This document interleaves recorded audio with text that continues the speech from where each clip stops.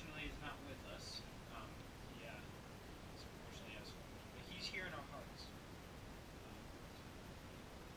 Today, we will be taking you through the phases of the cell cycle. The phases are interphase, prophase, metaphase, anaphase, telophase, and cytokinesis. You can start with it. Alright, so we are in the G2 of interphase.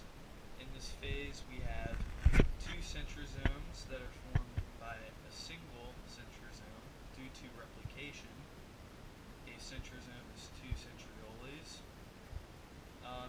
In this phase we have chromatin contained by the nuclear envelope, and there are at this phase chromosomes, but they are not visible because they have not been condensed yet. That will be the next phase.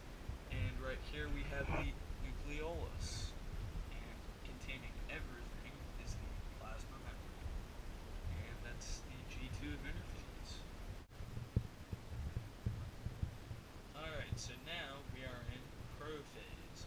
In this phase, the two centrosomes that we had earlier are starting to move to opposite ends of the cell, and will eventually become exactly opposite.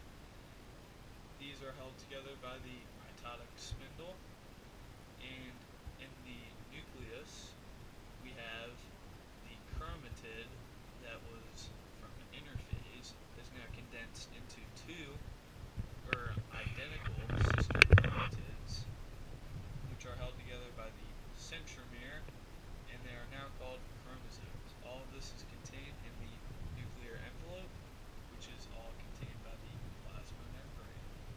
That is prophase. Alright, so now we are in prometaphase.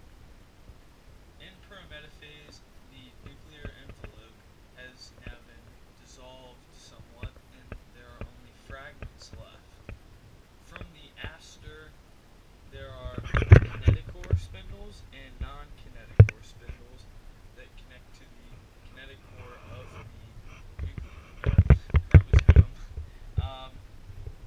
As you can see, the non-kinetochores attach to the non-kinetochores of the other aster on the other side of the cell, keeping them together.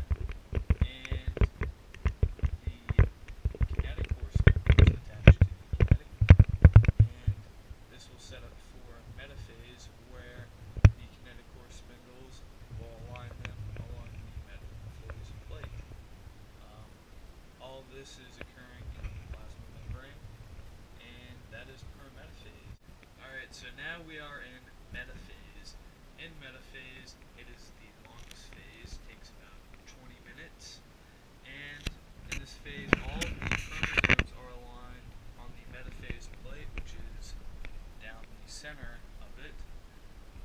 The two asters are now on opposite ends of the cell, and the spindle fibers are now connected to the kinetochores from both sides, and they are now preparing for anaphase.